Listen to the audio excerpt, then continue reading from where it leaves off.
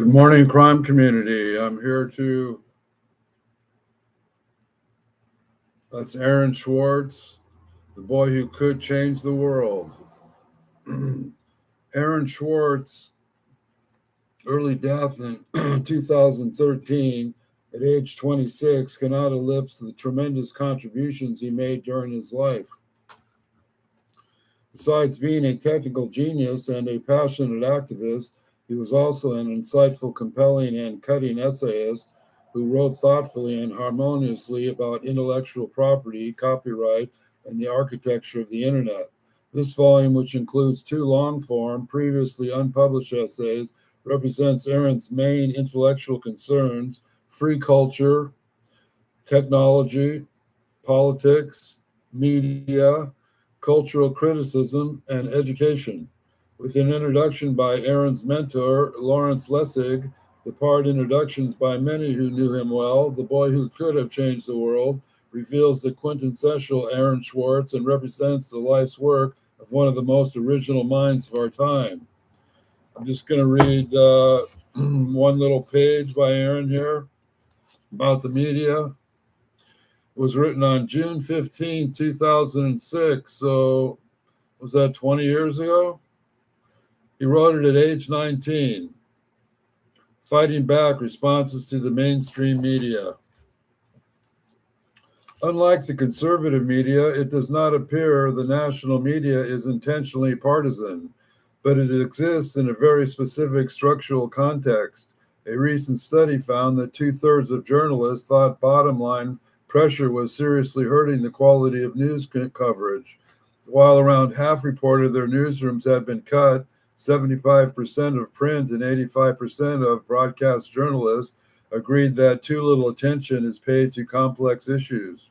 When you're short on staff and stories are shallow, reporters become even more dependent on outside sources, and the right-wing rank think tanks are more willing to help out while further pulling coverage to the right. But one obvious solution, creating a matching set of left-wing think tanks, while perhaps helping to balance the debate, will not solve the problem. Media norms of balance means that even qualified experts will always be presented as just one side of the story, balanced directly against inaccurate conservatives. Recall how the handful of corporate-funded global warming deniers are still balanced against the overwhelming scientific consensus. Ideally, viewers would be able to hear both perspectives and decide which they thought was accurate, but since the journalists conceded so little time is spent explaining complex issues, in practice, very little information is presented that can help the viewer decide who's correct. So they left to decide based on the existing ideological preferences, further splitting the country into two alternate realities.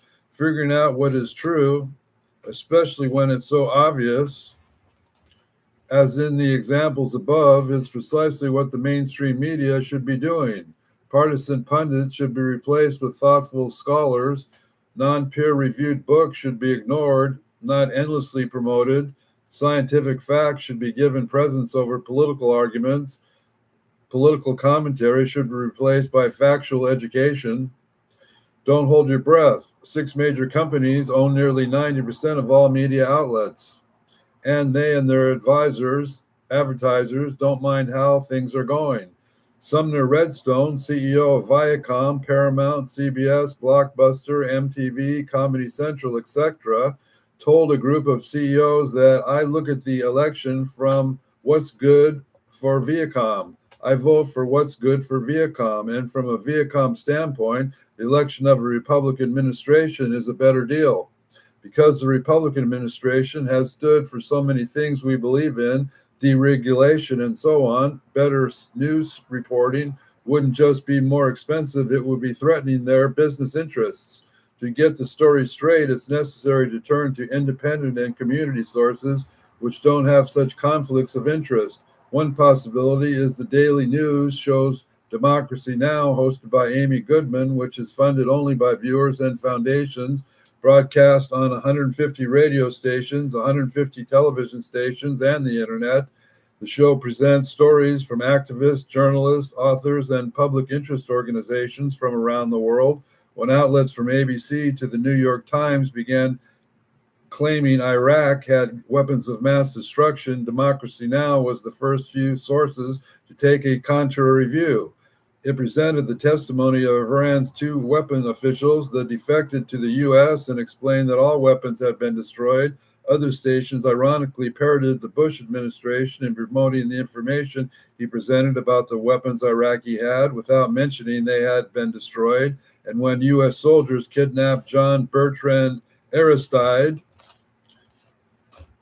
the democratically elected president of Haiti, and flew him to the Central African Republic, where they locked him in a hotel room, he managed to quietly phone out while armed guards stood outside the door. Democracy Now! Was alone in airing this incredible story. When Aristide was finally freed, he insisted on returning to his country. And again, Amy Goodwin was the only U.S. television journalist who dared to accompany him back. Still, Democracy Now! Audience is rather small compared to that of the mainstream media, but stories from overseas hint that what could happen is enough people began paying attention to such sources. In South Korea, the country with the highest rate of broadband adoption, politics has been turned upside down by Oh My News, a 5-year-old website founded by Oh Yan Ho.